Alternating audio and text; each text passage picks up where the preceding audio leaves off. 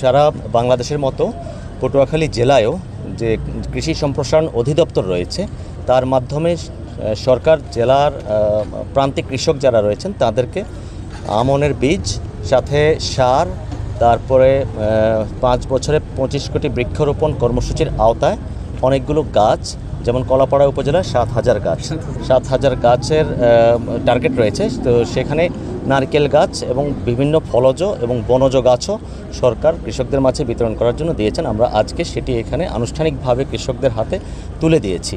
তো শুধুমাত্র গাছ লাগানোর যে বিষয়টি সেটি করেই ক্ষান্ত নয়, যেন না থাকে কৃষক, সেটার জন্য বাঁশের খুঁটি যেটি প্রোটেকশনের জন্য কাজ দেবে গাছগুলোকে, সেটিও দিচ্ছেন। আরও আপনাদেরকে জানাতে চাই যে কলাপাড়ার এটা উপকূলীয় এলাকা, এখানে বা পটুয়াখালী পুরোটাই উপকূলীয় জেলা।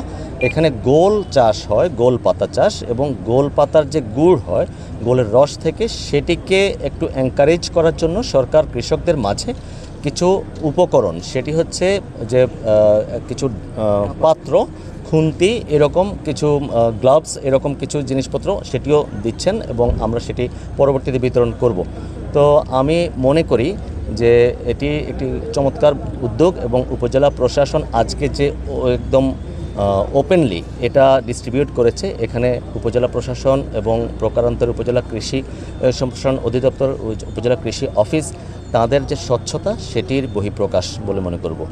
আমাদের মাননীয় প্রধানমন্ত্রী জনাব তারেক রহমান তথা বর্তমান সরকারের যে নির্বাচনী প্রতিশ্রুতি ছিল যে প্রতি 5 বছরে 5 কোটি করে, মোট 5 বছরে 25 কোটি বৃক্ষরোপণের যে কর্মসূচি ছিল, তারই অংশ হিসেবে আমরা কৃষি বিভাগ এবং উপজেলা প্রশাসনের সহায়তায় আমাদের কৃষি পুনর্বাসন কার্যক্রম এখানে সম্পন্ন করতেছি।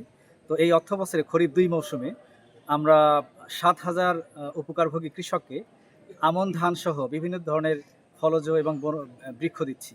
তো আমরা একটু পরেই আমাদের জেলা প্রশাসক স্যারের মাধ্যমে এটা উদ্বোধন হতে যাচ্ছে। এখানে আমরা টোটাল 7,000 উপকারভোগী কৃষককে উপকরণ দিয়ে থাকব। এর মধ্যে 7,000 রয়েছে চারা।